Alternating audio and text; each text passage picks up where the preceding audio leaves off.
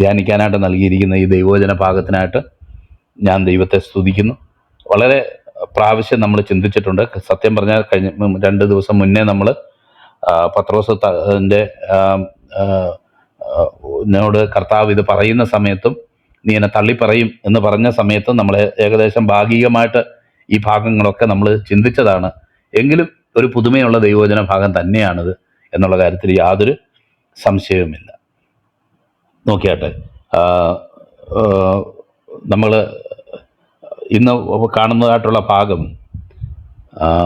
അതിൻ്റെ 69 മുതൽ വായിക്കുന്നതായിട്ടുള്ള വാക്യങ്ങളാണ്. എന്നാൽ പത്രോസ് നടുമുറ്റത്തിരുന്നു, അവൻ്റെ അടുക്കൽ ഒരു വേലക്കാരത്തി വന്ന്. അങ്ങനെ 3 പ്രാവശ്യം പത്രോസ്ലിയ തള്ളിപ്പറയുന്ന ഒരു ദൈവവചന ഭാഗമാണ് നമ്മൾ കണ്ടത്. നമ്മൾ ഇന്നലെ ഞാൻ പറഞ്ഞതും പറയാൻ വിട്ടുപോയതുമായ ഒരു കാര്യമുണ്ട്. അതെന്താണെന്ന് വെച്ച് കഴിഞ്ഞാൽ ഈ ഈ ഇവരുടെ വിധിയെക്കുറിച്ചുള്ളതാണ് അത് പറയാനായിട്ട് ആഗ്രഹിച്ചത്. കർത്താവ് ഇന്നലെ അതിനെ ഡിഫെൻഡ് ചെയ്യുന്നതായിട്ട് നമ്മൾ കാണുന്നുണ്ട്. എന്ന് മാത്രമല്ല, ഇവിടെ അല്ല നമ്മളത് കാണുന്നത്. മഹാപുരോഹിതൻ എഴുന്നേറ്റ് നീ ഒരു ഉത്തരവും പറയുന്നില്ലയോ എന്ന് ചോദിക്കുന്ന ഭാഗം. എന്നാൽ ഇതിനെപ്പറ്റി പ്രതിപാദിക്കുന്ന മറ്റു ഭാഗത്ത് നമ്മൾ വായിക്കുന്നുണ്ട്, നീ ന്യായപ്രമാണ പ്രകാരം വിധിക്കാനിരിക്കുകയും ന്യായപ്രമാണത്തിന് വിരോധമായിട്ട് നീ വിധിക്കുകയും ചെയ്യുന്നു എന്ന് ചോദിക്കുന്നതായിട്ടുള്ള ഭാഗം നമുക്ക് കാണാനായിട്ട് കഴിയും. പൗലോസ്ലീഹായും അതുപോലെ തന്നെ മഹാപുരോഹിതനെ അല്ലെങ്കിൽ മുമ്പിൽ നിൽക്കുമ്പോൾ എനിക്ക് തോന്നി അത് അപ്പോസ്തല പ്രവൃത്തി 22-ലോ 21-ലോ 23-ലാണോ എന്ന് എനിക്ക് സംശയമുണ്ട്. ആ ഭാഗത്ത് നമ്മൾ വായിക്കുന്നുണ്ട്, അവൻ്റെ വായ്ക്ക് അടിപ്പിൻ അല്ലെങ്കിൽ അങ്ങനെ പറയുന്ന സമയത്ത് കർത്താവ് പൗലോസ്ലീഹ അതിനോട് പ്രതികരിക്കുന്നത് നമ്മൾ കാണുന്നുണ്ട്. ചില ആൾക്കാർ ഇതിനെ എടുത്തിട്ട് കർത്താവ് കണ്ടില്ലേ പകരത്തിന് പകരമൊക്കെ പറഞ്ഞു, നിങ്ങളെന്തോ ഈ പറയുന്നേ എന്നൊക്കെയുള്ള നിലയിൽ അതിനെപ്പറ്റി പറഞ്ഞ് ഞാൻ കേട്ടിട്ടുണ്ട്. പ്രത്യേകിച്ച് നമ്മുടെ അപ്പോളജറ്റിക്സ് സഹോദരന്മാർ പലപ്പോഴും എടുത്തു പറയുന്നതാണ്. കണ്ടില്ലേ കർത്താവ് അവിടെ പകരത്തിന് പകരം പറഞ്ഞു. അപ്പം അവിടെ നമ്മൾ മനസ്സിലാക്കേണ്ട ഒരു കാര്യം എന്താണെന്ന് വെച്ച് കഴിഞ്ഞാൽ, ഈ ന്യായപ്രമാണപ്രകാരം വിധിക്കുന്നു എന്ന് അവർ വരുത്തുകയും എന്നാൽ ഒരിക്കലും ന്യായപ്രമാണത്തിന് ചേരാത്ത നിലയിലുള്ള കാര്യങ്ങളാണ് അവർ ചെയ്യുന്നു എന്നുള്ളതാണ് വിരോധാഭാസമായിട്ട് നമുക്ക് അവിടെ കാണാൻ കഴിയുന്നതായിട്ടുള്ള കാര്യം. ന്യായപ്രമാണപ്രകാരം വിധിക്കുന്ന സമയത്ത് അതിന് ചില രീതികളും ചില മാനദണ്ഡങ്ങളും ഒക്കെ ഉണ്ട്. നമുക്കറിയാം, യെരുശലേമിൻ്റെ അല്ലെങ്കിൽ യഹൂദന്മാരുടെ സുപ്രീം കൗൺസിലായിട്ടുള്ള സന്നിധിരിൻ എന്ന് പറയുന്ന അവർ കൂടിയിരിക്കുകയാണ്. മൂപ്പന്മാർ, ശാസ്ത്രിമാർ, സ്ക്രൈബ്സ്, ശാസ്ത്രിമാർ, അതുപോലെ പരീശന്മാർ, ഇവരൊക്കെ ചേർന്ന് വന്നിരിക്കുകയാണ്. അപ്പോൾ ന്യായപ്രമാണപ്രകാരം മഹാപുരോഹിതൻ ആസനത്തിലൊക്കെ ഇരുന്ന് ചോദിക്കുന്ന ചോദ്യം, ഇവിടെ നമ്മൾ കർത്താവിനോട് ചോദിക്കുന്ന, ദൈവനാമത്തിൽ ആണയിട്ട് ചോദിക്കുന്ന ആ ചോദ്യം നമുക്ക് കാണാനായിട്ട് കഴിയും. നീ അത്യുന്നതൻ്റെ പുത്രനാണോ എന്ന് കൃത്യമായിട്ട് നീ പറയണം എന്നുള്ള നിലയിൽ കർത്താവിനോട് ആണയിട്ട് ചോദിക്കുന്ന ചോദ്യം നമുക്ക് കാണാനായിട്ട് കഴിയും. അപ്പോഴാണ് കർത്താവ് ഉത്തരം പറയുന്നത്. ഞാൻ നേരത്തെ പറഞ്ഞ വാക്യം അപ്പോസ്തല പ്രവൃത്തി 23:3 കേട്ടോ, 23:3 അത് പറയുന്നത്. അതുപോലെ തന്നെ ഇവിടെ അത് ഉണ്ട്. ഞാൻ പറയാൻ ആഗ്രഹിച്ച കാര്യം, ന്യായപ്രമാണപ്രകാരം വിധിക്കാനിരിക്കുകയും എന്നാൽ ന്യായപ്രമാണപ്രകാരം അല്ലാതെ കാര്യങ്ങൾ ചെയ്യുകയും ചെയ്യുന്ന ആ രീതിയെ തുറന്നു കാണിക്കാൻ വേണ്ടിയാണ് പൗലോസും കർത്താവും അത് ചെയ്തത്. കർത്താവ് തൻ്റെ ന്യായത്തെ സ്ഥാപിക്കാനായിട്ട് ഒരു വാക്കുപോലും പറയാതിരുന്ന കർത്താവ് അവരോട് ഡിഫെൻഡ് ചെയ്യാൻ പോകും, അല്ലെങ്കിൽ അവിടെ നിന്നുകൊണ്ടൊരു വക്കീൽ വാദിക്കുന്ന പോലെ വാദിക്കുന്ന നമുക്ക് വിചാരിക്കാനായിട്ട് കഴിയുമോ? അങ്ങനല്ല കർത്താവ് അവിടെ ചെയ്തത് എന്നുള്ളത് നമുക്ക് വളരെ വ്യക്തമായിട്ട് നമുക്ക് മനസ്സിലാക്കാം. അപ്പോൾ എന്നാൽ അവിടെ സംഭവിക്കുന്ന കാര്യം, ഈ ന്യായപ്രമാണപ്രകാരമാണ് നിങ്ങൾ ഈ ചെയ്യുന്നത് എന്ന് നിങ്ങൾ ചിന്തിക്കുകയും സത്യത്തിൽ നിങ്ങൾ ന്യായപ്രമാണപ്രകാരം അല്ലാതെയാണ് ഈ കാര്യങ്ങൾ ചെയ്യുന്നത്. നമുക്കറിയാം, ന്യായപ്രമാണ പ്രകാരമാണെങ്കിൽ പല പല മാനദണ്ഡങ്ങൾ അതിനുണ്ട്. രാത്രിയിൽ ഇത് വിധിക്കാനായിട്ട് പാടില്ല. അതുപോലെ തന്നെ ഒരു പ്രതിയോട് ഡയറക്റ്റ് പോയി ഈ മഹാപുരോഹിതൻ ചോദിക്കുന്ന പോലെ ഡയറക്റ്റ് ചോദിക്കാൻ പാടില്ല.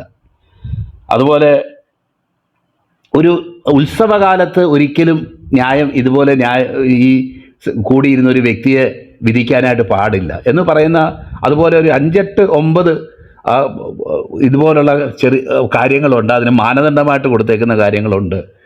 അതൊന്നും ചെയ്യാൻ പാടില്ല എന്ന് പറഞ്ഞ അതേ സമയത്ത് തന്നെയാണ് അവരുടെ ധൃതിയും അവരുടെ അസൂയയും അവരുടെ കോപവും യേശുവിനോടുള്ള പ്രിജുഡൈസും കൊണ്ട്, മുൻവിധികളും കൊണ്ട് ഇതിനെയൊക്കെ മറികടന്നാണ് പോകുന്നതായിട്ട് നമ്മൾ കാണുന്നത്. അപ്പം അത്തരം ഒരു സാഹചര്യത്തെ എക്സ്പോസ് ചെയ്ത് കാണിക്കുക കർത്താവ് ചെയ്യുന്നത്. അല്ലാതെ കർത്താവ് അവിടെ ഇരുന്നുകൊണ്ട് ചിലർ വിചാരിക്കുന്ന പോലെ നിങ്ങൾ എന്നെ തല്ലാൻ പോവാണോ കൊല്ലാൻ പോവാണോ. ഈ ലോകത്തിൽ തന്നെ അതിനുവേണ്ടി സമർപ്പിച്ച് ഈ ലോകത്തിലേക്ക് വന്ന കർത്താവ് എവിടെങ്കിലും എന്നെങ്കിലും സ്വന്തം നീതിക്ക് സ്ഥാപിക്കാൻ വേണ്ടി അതുപോലെ അവരുടെ മുന്നിൽ നിന്നുകൊണ്ട് വാദിക്കുമോ? അല്ലെങ്കിൽ എത്രയോ സുവർണാവസരങ്ങൾ കർത്താവിന് കൈവന്നേക്കുന്നു. അതൊക്കെ കർത്താവ് ഉപയോഗിക്കാതിരിക്കുമോ? നമ്മൾ തന്നെ ഇന്നലെ കണ്ട് ഏതൊക്കെ നിലകളിൽ കർത്താവിന് രക്ഷപ്പെടാമായിരുന്നു, ക്രൂശ് അവോയ്ഡ് ചെയ്യാമായിരുന്നു, ക്രൂശിലെ അപമാനം അലക്ഷ്യമാക്കാമായിരുന്നു, അല്ല ക്രൂശിലെ വേദനകളെ അലക്ഷ്യമാക്കി കളയാമായിരുന്നു, അല്ലെങ്കിൽ അതിനെ മാറിപ്പോകാമായിരുന്നു. ഞാൻ പറഞ്ഞ യൂസേജ് കറക്റ്റ് ആണെങ്കിൽ മലയാളം തെറ്റിപ്പോയിട്ടുണ്ടെങ്കിൽ ക്ഷമിക്കുക. അതിനെയൊക്കെ അവോയ്ഡ് ചെയ്യുന്ന, ബൈപ്പാസ് ചെയ്തു പോകാവുന്ന എന്തെല്ലാം സാഹചര്യങ്ങൾ കർത്താവിനുണ്ടായിരുന്നു. എന്നാൽ അതൊന്നും ഉപയോഗിക്കാതിരിക്കുന്ന കർത്താവാണോ അവസാനം പറയുന്നത് നിങ്ങൾ എന്നെ ഈ വിളിക്കുന്നത് ന്യായപ്രമാണ പ്രകാരമല്ല എന്ന് പറയാനായിട്ട് കർത്താവ് മുതിരുമോ? കർത്താവ് അത് ചെയ്യുമോ? അപ്പം കാര്യങ്ങളെ മനസ്സിലാക്കാതെ അല്ല കർത്താവ് അവിടെ പറയുന്നത്, സ്വയം രക്ഷിക്കാനുമല്ല. എന്നാൽ നിങ്ങൾ ഈ വിധിക്കുന്ന വിധി ദൈവവചന പ്രകാരമോ ന്യായപ്രമാണ പ്രകാരമോ ഉള്ളതല്ല എന്ന് അവരെ എക്സ്പോസ് ചെയ്യാൻ വേണ്ടിയാണ് അവിടെ കാണിക്കുന്നത്. അതുപോലെ തന്നെ നീ റോമിലേക്ക് പോകുന്നത് ദൈവഹിതമാണ് എന്ന് പൗലോസിനോട് ദൈവത്തിൻ്റെ ആത്മാവ് പറഞ്ഞതിന് ശേഷം പിന്നെ റോമിലേക്ക് പോകാതിരിക്കാനുള്ള വല്ല വകുപ്പും പൗലോസ് ചെയ്യുമോ? ദൈവഹിതം ഓൾറെഡി മനസ്സിലാക്കി നീ ധൈര്യത്തോടെ സംസാരിക്കുക എന്ന് പറഞ്ഞ് പൗലോസിനോട് കർത്താവ് അരുളി ചെയ്യുന്നത് നമ്മൾ കാണുന്നുണ്ട്. എന്നാൽ അവരാ ചെയ്യുന്ന വിധികളൊന്നും ദൈവഹിത പ്രകാരമുള്ളതല്ല എന്ന് കാണിക്കാൻ വേണ്ടിയിട്ടാണ്. അതെ, ഇവിടെ വിജീവി ബ്രദർ ചില വാക്യങ്ങൾ ഇട്ടിട്ടുണ്ട്. എനിക്ക് പ്രസംഗിച്ചുകൊണ്ടിരിക്കുമ്പം ഈ വാക്യം കണ്ടുപിടിക്കുക എന്ന് പറയുന്ന വലിയ പ്രയാസമുള്ള കാര്യമാണ്. നോക്കിയാട്ട് സുവിശേഷങ്ങൾ വായിക്കുമ്പോഴും നമുക്ക് കാണാൻ കർത്താവ് അതിനെ എക്സ്പോസ് ചെയ്യുന്നതായിട്ട് നമുക്ക് കാണാനായിട്ട് കഴിയും. അതായിരുന്നു ഞാൻ കാണാൻ ആഗ്രഹിച്ച വാക്യം. പെട്ടെന്നത് ഇന്നലെ ഞാൻ നോട്ട് ചെയ്ത് വെച്ചതായിരുന്നു, പെട്ടെന്നത് മറന്നു. നോക്കിയാട്ട് അപ്പം ഇതാണ് അതിൻ്റെ ഒന്നാമത്തെ അതിൻ്റെ പശ്ചാത്തലമായിട്ട് നമ്മൾ കാണേണ്ട കാര്യം. അപ്പോൾ വിധിക്കാനായിട്ട് കൂടിയിരിക്കുകയാണ്. എന്ത് വെച്ച് പ്രമാണം വെച്ച് വിധിക്കുന്നു, ആ പ്രമാണത്തിന് വിരോധമായിട്ട് ഉള്ള നിലയിലാണ് അവർ കാര്യങ്ങൾ ചെയ്യുന്നത് എന്ന് അവർക്ക് തന്നെ മനസ്സിലാകാനായിട്ട്. എന്നാൽ അവർക്ക് എന്തെങ്കിലും മനസ്സിലാകുമോ? കർത്താവ് പറഞ്ഞതുകൊണ്ടോ പൗലോസ് പറഞ്ഞതുകൊണ്ടോ അവർക്ക് മനസ്സിലാകുമോ? കാരണം ഈ ന്യായപ്രമാണവും കാര്യങ്ങളും ഒക്കെ കൊടുത്തേക്കുന്നത് നല്ല ഉദ്ദേശത്തോടു കൂടിയാണെങ്കിലും തെറ്റായ ഇൻറ്റൻഷൻസ് ഉള്ള ചില ആൾക്കാരുടെ കയ്യിൽ ലഭിച്ചു കഴിഞ്ഞാൽ അത് അവരെല്ലാം തിന്മയ്ക്കായിട്ട് ഉപയോഗിക്കും എന്നുള്ളത് നമുക്ക് മനസ്സിലാക്കാവുന്നേ ഉള്ളൂ. നമ്മുടെ ഇന്ത്യൻ ഭരണഘടനയെ പറ്റി പറഞ്ഞതുപോലെ അംബേദ്കർ അത് എഴുതിയ സമയത്ത് പറഞ്ഞായിരുന്നു, ഇത് ലോകത്തിലെ ഏറ്റവും ഉന്നതമായ ഭരണഘടനയാണ്. എന്നാലത് ചില തെറ്റായ ആൾക്കാരുടെ കയ്യിൽ കിട്ടിക്കഴിഞ്ഞാൽ ഇത് സകലവും നശിപ്പിക്കാൻ അല്ലെങ്കിൽ എല്ലാത്തിനും നാശഹേതുവായി തീരാൻ ഇത് തന്നെ മതി എന്ന് പറഞ്ഞതുപോലെയാ ഈ യഹൂദന്മാരുടെ കാര്യവും നമുക്കിവിടെ കാണാനായിട്ട് കഴിയുന്നത്. വേറൊരു കാര്യം എന്നെ വളരെ ചിന്തിപ്പിച്ച കാര്യം, അത് ഞാൻ ഉദാഹരണം ആദ്യം പറയാം. ഉദാഹരണം എന്ന് പറഞ്ഞാൽ എനിക്ക് എൻ്റെ ഒരു മകൻ കുഞ്ഞായിരുന്ന സമയത്തുള്ള ഒരു ഉദാഹരണമാണ്. അതെങ്ങനെയാണെന്ന് വെച്ച് കഴിഞ്ഞാൽ, എന്തെങ്കിലും ഒരു സാധനം കാണാതെ പോയാൽ അവൻ ആ സാധനം എടുത്തിട്ടുണ്ടെങ്കിൽ എടാ മോനെ നീ ആ സാധനം കണ്ടോ എന്ന് ചോദിക്കും. അവൻ ഉടനെ വളരെ ശക്തമായിട്ട് ഇല്ലയെന്ന് പറയാനേ അറിയത്തില്ല, ഈയാന്ന് പറയാനേ അറിയത്തുള്ളൂ. ഈയാന്ന് പറഞ്ഞിട്ട് കൊച്ചങ്ങ് കരയാനും നിഷേധിക്കാനും നിലവിളിക്കാനും ഒക്കെ തുടങ്ങും. ചില സമയത്ത് അവൻ ഈ നിഷേധിക്കുന്ന സമയത്ത് ഞങ്ങൾ അന്വേഷിക്കുന്ന സാധനം അവൻ്റെ കയ്യിൽ തന്നെ ഇരിക്കും. എന്നാലും അവൻ ഈയാന്ന് പറഞ്ഞ് കരയുന്നത് കൊണ്ട് അവസാനം ഞങ്ങൾ പറയില്ല എൻ്റെ മോൻ എടുത്തിട്ടില്ല എന്ന് പറഞ്ഞ് പിന്നെ കയ്യിൽ നിന്ന് പതുക്കെ ഇങ്ങ് എടുത്തു ഞങ്ങൾ മേടിച്ചുകൊണ്ടിങ്ങ് വരും. എന്നാൽ സമ്മതിച്ചോണം അവൻ എടുത്തിട്ടില്ല എന്ന് സമ്മതിച്ചോണം എന്ന് പറയുന്ന നിലയിലാണ് പത്രോസിൻ്റെ ഈ നിഷേധം പോകുന്നതെന്ന് വളരെ രസകരമായിട്ട് നമുക്ക് ഓർക്കാൻ കഴിയും. ഈ ഒട്ടകപ്പക്ഷിയെ പറ്റി കേട്ടിട്ടുണ്ട്. എങ്ങനെയാണെന്ന് വെച്ച് കഴിഞ്ഞാൽ ഈ ഒട്ടകപ്പക്ഷി ഓടി ഓടി ഓടി ഓടി രക്ഷയില്ലാതാകുമ്പോൾ അതിൻ്റെ തല പൂഴിക്കുള്ളിലോട്ട് വെച്ചിട്ട് അത് അനങ്ങാതെ നിൽക്കും എന്ന് പറഞ്ഞാൽ കേട്ടിട്ടുണ്ട്. കണ്ടിട്ടില്ല. അപ്പം അതിൻ്റെ വിചാരം എന്നാന്ന് വെച്ച് കഴിഞ്ഞാൽ ആ ഒട്ടകപ്പക്ഷി ആരെയും കാണുന്നില്ല, അതുകൊണ്ട് ആരും ഒട്ടകപ്പക്ഷിയെയും കാണുന്നില്ല എന്നുള്ളൊരു വിചാരത്തിലാണ് ഈ ഒട്ടകപ്പക്ഷി ഈ കാര്യം ചെയ്യുന്നത് എന്ന് പറഞ്ഞതുപോലെ എനിക്ക് പത്രോസ്ലീഹയുടെ ഈ നിഷേധം കാണുമ്പം വളരെ രസകരമായിട്ട് തോന്നുന്നു. കാരണം ഈ 3.5 വർഷക്കാലം നമുക്കറിയാം, ലൂക്കോസിൻ്റെ സുവിശേഷം 5-ാം അധ്യായത്തിലേക്ക് വരുമ്പോഴാണ് ഒരു കൃത്യമായ ഒരു കമ്മിറ്റ്മെൻറ്റിലേക്ക് പത്രോസ്ലീഹ വരുന്നത്. എന്നാലും അതിനു മുന്നേ യോഹന്നാൻ്റെ സുവിശേഷം ആദ്യ അധ്യായങ്ങൾ വായിക്കുമ്പോൾ തന്നെ പത്രോസ്ലീഹയെ പറ്റി അവിടെ പറഞ്ഞിരിക്കുന്നത് നമുക്ക് കാണാൻ കഴിയും. യെരുശലേമിൽ വെച്ച് കർത്താവ് കണ്ട കാര്യവും ഇങ്ങനെയുള്ള പല കാര്യങ്ങൾ നമുക്ക് കാണാനായിട്ട് കഴിയും. അന്ത്രയോസിനെ കണ്ടു, പത്രോസിനെ കണ്ടു, നഥനയേലിനെ കണ്ടു. ഈ കാര്യങ്ങളൊക്കെ നമ്മളവിടെ വായിക്കുന്നത് നമുക്ക് ഓർമ്മയുണ്ടല്ലോ. അപ്പം അന്ന് മുതൽ ഈ കർത്താവിൻ്റെ കൂടെ കുറഞ്ഞതൊരു 3.5 വർഷക്കാലം നടന്ന വ്യക്തിയാണ് ഈ പത്രോസ്ലീഹ എന്നുള്ളത് നമുക്ക് വളരെ വ്യക്തമായിട്ട് നമുക്ക് മനസ്സിലാക്കാം. എന്നാൽ തന്നെ എത്ര കൃത്യമായിട്ട് എത്രയോ പ്രാവശ്യം കർത്താവ് യെരുശലേമിലും ഗലീലയിലുമായി യെരുശലേമിൽ തന്നെ പല സംഭവങ്ങൾ നടക്കുമ്പോഴും ആലയത്തിൽ പോകുമ്പോഴും കർത്താവ് ആലയം 2 വട്ടം ശുദ്ധീകരിക്കുമ്പോഴും അവിടെ ശാസ്ത്രിമാരോടും പരീശന്മാരോടും ഒക്കെ പഠിപ്പിക്കുമ്പോഴും ഒക്കെ കൂടെ നിന്നിരുന്ന പത്രോസ്ലീഹയാണ് ഈ പറഞ്ഞ പോലെ നിഷേധിക്കുന്നത്. അതെനിക്ക് എൻ്റെ മകൻ നിഷേധിച്ചതുപോലെ എനിക്കത് തോന്നുന്നുള്ളൂ. ഒട്ടകപ്പക്ഷി തല കയറ്റി വെക്കുന്ന പോലെ എനിക്ക് തോന്നിയിട്ടുള്ളൂ. പലപ്പോഴും നമ്മൾ എത്ര നിഷേധിക്കുന്നോ ആ സത്യം കൂടുതൽ വെളിപ്പെടുക ചെയ്യുന്നത്. എന്ന് മാത്രമല്ല, നമുക്കറിയാം ഈ കൂട്ടത്തിൽ കർത്താവ് ക്രൂശിക്കപ്പെടുന്നതിന് തൊട്ട് മുന്നേ ഉള്ള അവരുടെ ചിന്ത എന്തായിരുന്നു നമുക്കറിയാം. ആരാണ് നമ്മുടെ കൂട്ടത്തിൽ വലിയവനാകേണ്ടത്? അപ്പം എനിക്ക് ഇന്നത്തെ ഈ രാഷ്ട്രീയത്തോടും കാര്യങ്ങളോടും ഒക്കെ ഉള്ള ബന്ധത്തിൽ അത് ചിന്തിച്ചപ്പോൾ എനിക്ക് മനസ്സിലായി, കർത്താവ് ഈ കടന്നു പോയതുപോലുള്ള ചില സാഹചര്യങ്ങളിലൂടെ കടന്നു പോകുമ്പം നമ്മുടെ ഇന്ന് കാണുന്ന ഈ പൊളിറ്റിക്സ് ഒക്കെ നിൽക്കും. അത് അങ്ങനെ പോകാത്തത് കൊണ്ടാണ് ഇന്നത്തെ ഈ പൊളിറ്റിക്സ് പലതും ഉണ്ടാകുന്നത്. കാരണം ഞാനാണ് വലിയവൻ എന്ന് പറയുകയും 3 പേരെ മറുവലയിൽ വിളിച്ചോണ്ട് പോയത് കൊണ്ട് ബാക്കി എല്ലാവരും അവരോട് പിണങ്ങുകയും ഒക്കെ ചെയ്ത സാഹചര്യങ്ങളൊക്കെ നമ്മൾ കഴിഞ്ഞ ദിവസങ്ങളിൽ നമ്മൾ ചിന്തിച്ചു. എന്താ അവർക്ക് പ്രത്യേകമായിട്ട് കർത്താവ് വല്ലോ ആനുകൂല്യം ചെയ്തു കൊടുത്ത് അവരെ തന്നെ തലവന്മാരാക്കി വെക്കാൻ ആഗ്രഹിച്ചോ? ഓരോരുത്തർക്കും പല സവിശേഷതകളുള്ള വ്യക്തിയാണ് ശിഷ്യന്മാരുടെ കൂട്ടത്തിലുള്ള. ആരും ആരുടെയും പുറകിലല്ല. പണ്ട് ഞങ്ങളുടെ ഈ പ്രദേശത്തെ ഒരു ടീമായിട്ട് ഞങ്ങൾ വർക്ക് ചെയ്യുന്ന സമയത്ത് ഞങ്ങളുടെ അതിന് ഗൈഡ് ചെയ്യുന്നതായിട്ടുള്ള ദൈവദാസൻ ഇടയ്ക്കിടയ്ക്ക് പറയും, നമ്മളെല്ലാം ഒരു നാഴിക്കുള്ളിൽ കയറത്തില്ല എന്ന് പറഞ്ഞ പോലത്തെ ആൾക്കാരാണ്. എല്ലാവർക്കും സവിശേഷതകളുണ്ട്, എല്ലാവർക്കും ലീഡർഷിപ്പ് ക്വാളിറ്റി ഉണ്ട്, എല്ലാവർക്കും ഇതിനെ നയിക്കാനുള്ള കപ്പാസിറ്റി ഉള്ള ആൾക്കാരാണ്, ആശയമുള്ള ആൾക്കാരാണ്. ആർക്ക് കീഴടങ്ങിയിരിക്കും എന്നുള്ള നിലയിൽ ഒരു നാഴി എന്ന് പറയുന്നത് ഈ എനിക്ക് തോന്നുന്നു അരിയൊക്കെ ഇളക്കാൻ നെല്ലൊക്കെ ഇളക്കാൻ ഉപയോഗിക്കുന്ന ഇതിനെയാണ് നാഴി എന്ന് പറയുന്നത്. ഒരു നാഴി വേറൊരു നാഴിക്കുള്ളിൽ കയറുമോ എന്ന് ചോദിക്കുന്നത് പോലെയായിരുന്നു അവരുടെയും കാര്യങ്ങൾ.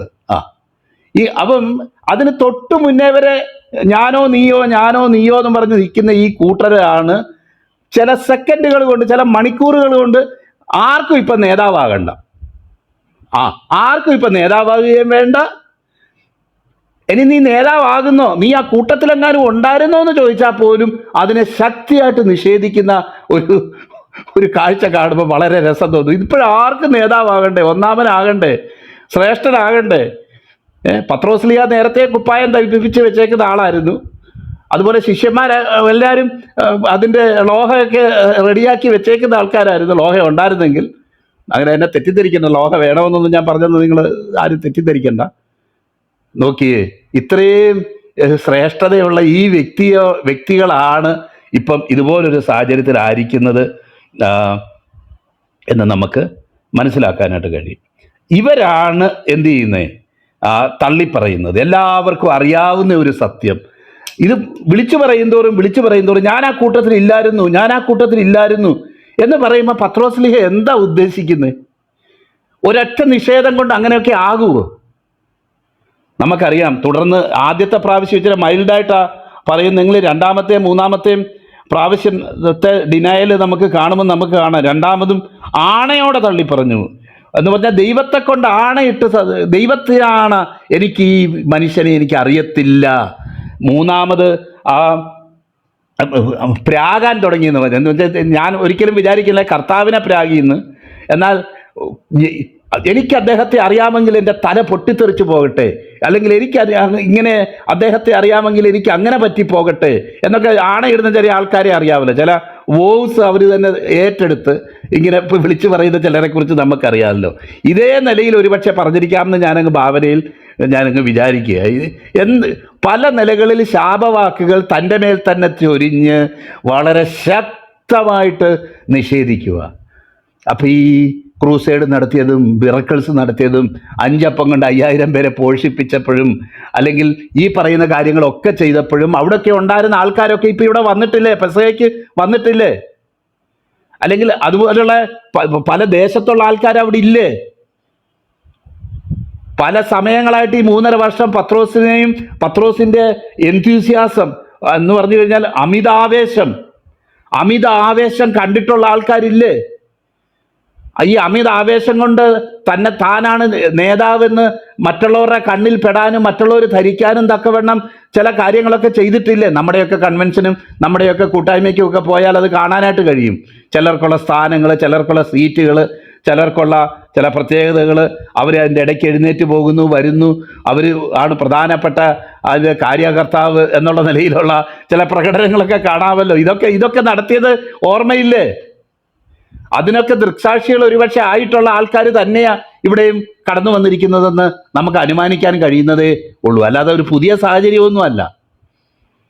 എത്ര വിഫലമായിട്ടാണ് പത്രോസ്ലീഹ അത് ആണയിടുകയും നിഷേധിക്കുകയും പ്രാകുകയും ചെയ്യുന്നത് എന്ന് നമ്മൾ ചിന്തിക്കുമ്പം നമുക്ക് മനസ്സിലാകും എത്ര സട്ടിലായിട്ടാണ് ഈ പരാജയങ്ങളൊക്കെ നമ്മുടെ ജീവിതത്തിലേക്ക് വരുന്നത് എന്നുള്ളത് നമ്മൾ എപ്പോഴും ഓർക്കണം.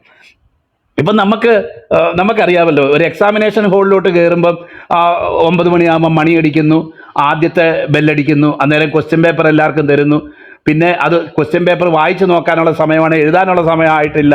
പിന്നെ ഒരു മണിയും കൂടെ അടിക്കുന്നു, അന്നേരം തൊട്ട് അപ്പോൾ എഴുതാൻ തുടങ്ങുന്നു എന്ന് പറഞ്ഞതുപോലൊക്കെയായി പരീക്ഷ വരുന്നതെങ്കിൽ നമ്മളിൽ പലരും പരീക്ഷയിൽ രക്ഷപ്പെടും. കാരണം കടിച്ചു പിടിച്ചാണെങ്കിലും നമുക്ക് ആന്തരിക ശക്തിയൊന്നും ഇല്ലെങ്കിലും എനിക്കിട്ട് ആപ്പ് വെക്കാൻ വരുന്നതാ, എനിക്കിട്ട് പാര പണിയാൻ വരുന്നതാ ഈ സംഭവം. അതുകൊണ്ട് പിടിച്ചു നിന്നോണം, കടിച്ചു പിടിച്ചോണം എന്നുള്ള മട്ടിൽ നമ്മളൊക്കെ അവിടെ നിൽക്കും എന്നുള്ള കാര്യത്തിൽ ഒരു സംശയവും ഇല്ല. ഒരു സംശയവും ഇല്ല. നമ്മളൊക്കെ അവിടെ തന്നെ നിൽക്കുക തന്നെ ചെയ്യും. എന്നാൽ ഈ പരീക്ഷകളുടെ ഒരു പ്രത്യേകത എന്താ?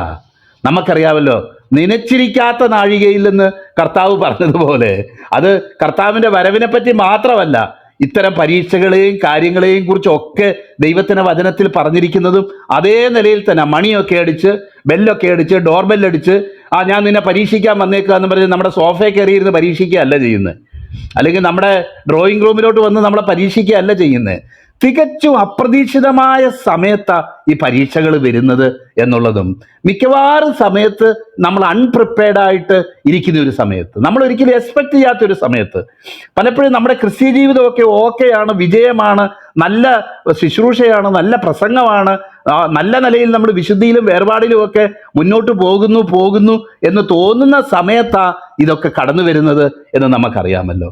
അതുകൊണ്ട് തന്നെയാണ് ദൈവത്തിൻ്റെ വചനം നമ്മളോട് പറയുന്നത്, ആകയാൽ നിൽക്കുന്നു എന്ന് തോന്നുന്നവൻ വീഴാതിരിക്കാൻ നോക്കിക്കൊള്ളട്ടെ എന്ന് പറയുന്നതിൻ്റെ അർത്ഥം ഞാൻ മനസ്സിലാക്കുന്നത്, നിൽക്കുന്നു എന്ന് തോന്നിക്കഴിഞ്ഞാൽ വീഴ്ച ഏകദേശം ഉറപ്പാണ്. കാരണം ഈ കൃപയിലാണ് നമ്മൾ നിൽക്കുന്നതെന്നും ഈ കൃപയാണ് നമ്മളെ നിർത്തിയിരിക്കുന്നതെന്നും കർത്താവ് ശിമോനോട് പറഞ്ഞതുപോലെ, അവൻ കോതമ്പ് പോലെ പാറ്റേണ്ടതിന് എന്നോട് അനുവാദം ചോദിച്ചു, എന്നാൽ ഞാനോ നിന്റെ വിശ്വാസം പൊയ്പോകാതിരിക്കാനായിട്ട് നിനക്ക് വേണ്ടി അപേക്ഷിച്ചു എന്ന് പറയുന്ന പോലെ ദൈവവചനത്തിൽ 8-ാം അധ്യായം റോമർക്ക് എഴുതുന്ന ലേഖനത്തിൽ വായിക്കുന്നല്ലോ, എങ്ങനെ പ്രാർത്ഥിക്കണം എന്നുള്ളത് നമ്മൾ അറിയുന്നില്ല. എന്നാൽ ദൈവത്തിന് പരിശുദ്ധാത്മാവ് തന്നെ ഉച്ചരിച്ചുകൂടാത്ത ഞരക്കങ്ങളാൽ നമുക്ക് വേണ്ടി പക്ഷപാതം കഴിക്കുന്നു എന്ന് വളരെ വ്യക്തമായിട്ട് പറഞ്ഞു. കാരണം നമ്മുടെ ആത്മീയ ആവശ്യങ്ങൾ എന്താണെന്ന് നമ്മൾ അറിയുന്നില്ല. ആത്മീയ ആവശ്യങ്ങൾ എന്താണെന്ന് നമ്മൾ അറിയാത്തപ്പോൾ ദൈവത്തിന്റെ പരിശുദ്ധാത്മാവ് അത് മനസ്സിലാക്കി ദൈവസന്നിധിയിൽ നമുക്ക് വേണ്ടി പക്ഷപാതം ചെയ്യുന്നു എന്ന് തന്നെയാണ് അവിടെ പറഞ്ഞേക്കുന്നത്. ഒരുപക്ഷെ നമ്മുടെ തിയോളജിക്കോ നമ്മുടെ മറ്റു പല ഡോക്ടറിൻസിനോ ഒക്കെ കറക്റ്റ് ഫിറ്റ് ചെയ്യുന്ന ഒരു കാര്യമാണ് ആയിരിക്കണം എന്ന് തോന്നുന്നില്ല. കാരണം പരിശുദ്ധാത്മാവ് ഇന്നതൊക്കെ ചെയ്യാവൂ, ഇന്നതൊക്കെ ചെയ്യരുത് എന്നൊക്കെ നമ്മൾ നേരത്തെ കോളം വരച്ച് തീരുമാനിച്ചു വെച്ചിട്ടുണ്ടല്ലോ. അതുകൊണ്ട് തന്നെ പലപ്പോഴും ഇതൊക്കെ നമുക്ക് അങ്ങനെ തോന്നാൻ സാധ്യതയുള്ള ഒരു കാര്യം തന്നെയാണ്. എന്നാൽ അവിടെ പറയപ്പെട്ട ആ വചനത്തിലാണ് ഞാൻ ദൈവത്തെ സ്തുതിക്കുക. അപ്പം പലപ്പോഴും നമ്മുടെ ബോസ്റ്റിങ്ങും നമ്മുടെ എങ്ങനെയുണ്ട് ബ്രദറെ ക്രിസ്തീയ ജീവിതം, ഇന്ന് കഞ്ഞി കുടിച്ചോ എന്ന് ചോദിച്ചാലും ഇത്ര അഭിമാനത്തോടെ ആരും പറയത്തില്ല. ബ്രദറെ ഇന്ന് കഞ്ഞിയില്ലായിരുന്നു, ഇച്ചിരി പഴങ്കഞ്ഞിയാണ് കുടിച്ചത്. അല്ലെങ്കിൽ ഇന്ന് ബ്രദറെ വീട്ടിൽ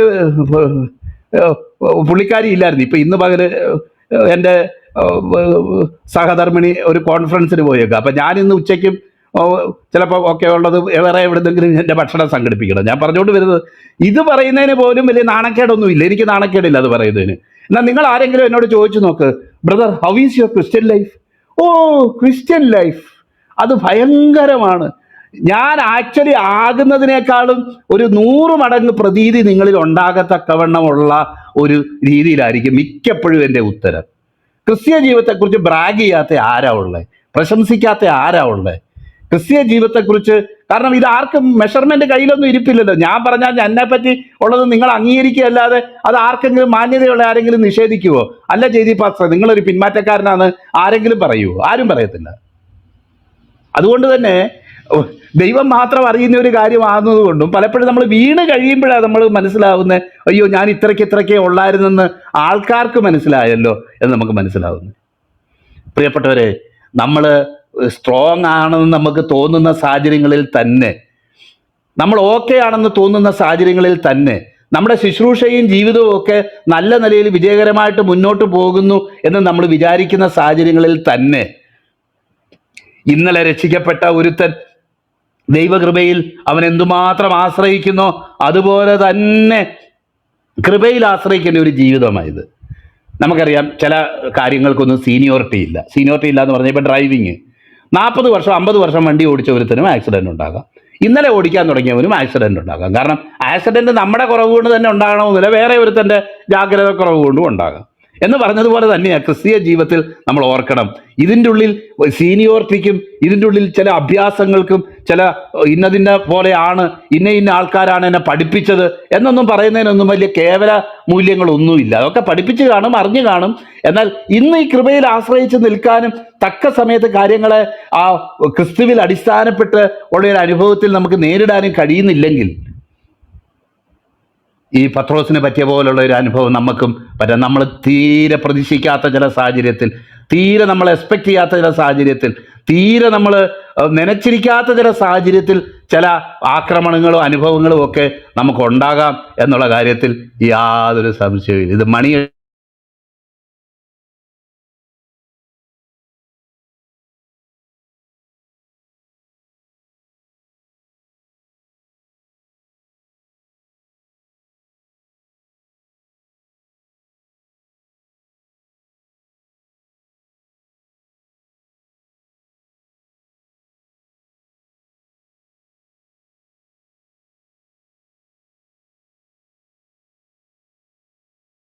ജെല്ലിമന്റെ മ്യൂട്ടായേ. എത്ര നേരമായിട്ട് മ്യൂട്ടായി? ഇപ്പോഴാണോ? അതന്നെ താനേ മ്യൂട്ടായിപ്പോയി. നോക്കിയാട്ടെ.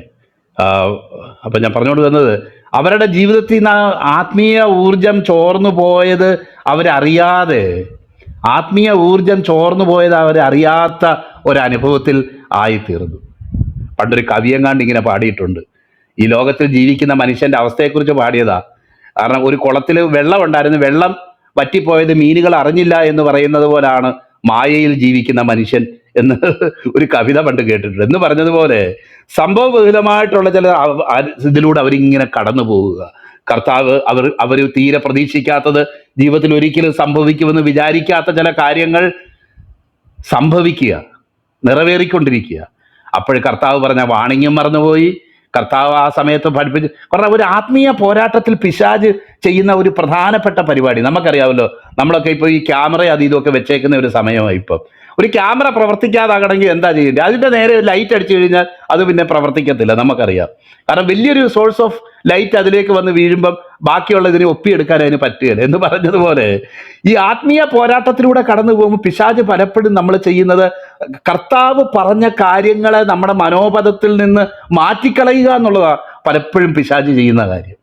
കർത്താവ് തൻ്റെ വചനത്തിൽ പറഞ്ഞിരിക്കുന്നതും ഓർപ്പിച്ചതുമായ കാര്യങ്ങൾ നമ്മുടെ മനസ്സിൽ നിന്ന്, ഓർമ്മയിൽ നിന്ന് മാറ്റിക്കളഞ്ഞുകൊണ്ട് അവൻ നമ്മളോട് പോരാടുന്നത്. അല്ലെങ്കിൽ നിങ്ങളൊന്ന് ആലോചിച്ച് നോക്കണം, പലപ്പോഴും പല പോരാട്ടങ്ങളിൽ വീണിട്ടുള്ളത് എപ്പോഴാണ് വീണിട്ടുള്ളത്? അയ്യോ, എനിക്കത് അറിയാമായിരുന്നല്ലോ, ആ വാക്യം ഞാൻ അണ്ടർലൈൻ ചെയ്തതാണല്ലോ, കഴിഞ്ഞ പ്രാവശ്യം പ്രവാചകൻ വന്നപ്പോൾ ഇതേ വാക്യം പറഞ്ഞ് എൻ്റെ തലയെ കൈവച്ചതാണല്ലോ, അല്ലെങ്കിൽ ചില ദൈവഭക്തന്മാർ എന്നോട് ഇടപെട്ടതാണല്ലോ, എന്നിട്ട് ഞാൻ എങ്ങനെ മറന്നുപോയി? പ്രിയപ്പെട്ടവരെ, അതിനെയാണ് പറയുന്നത് ആത്മീയ പോരാട്ടം എന്ന് പറയുന്നത്. നമുക്ക് പോരാട്ടമുള്ളത് ജഡരക്തങ്ങളോടല്ല.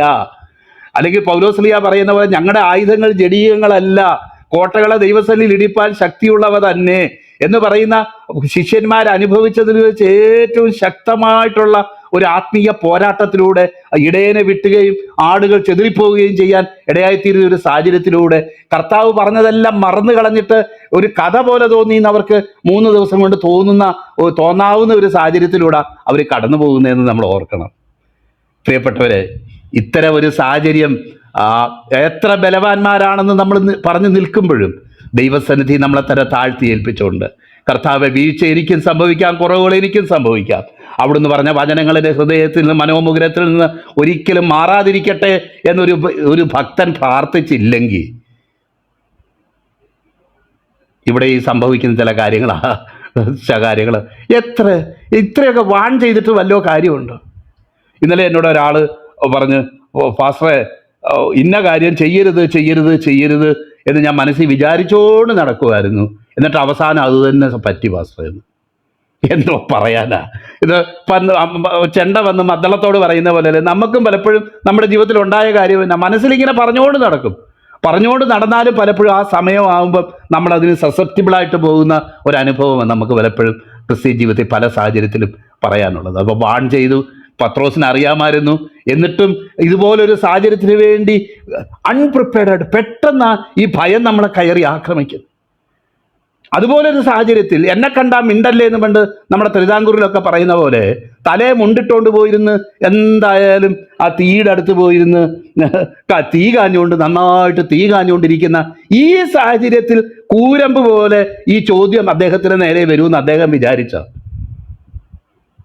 നമ്മൾ ഓരോരുത്തരും, നമ്മളെന്ന് പറയുന്നത് ഞങ്ങളുടെ ഇവിടുത്തെ നമ്മളെന്നുള്ളവരും നമ്മളെന്ന് പറയുന്നത് കേട്ടാ, നമ്മൾ ഓരോരുത്തരും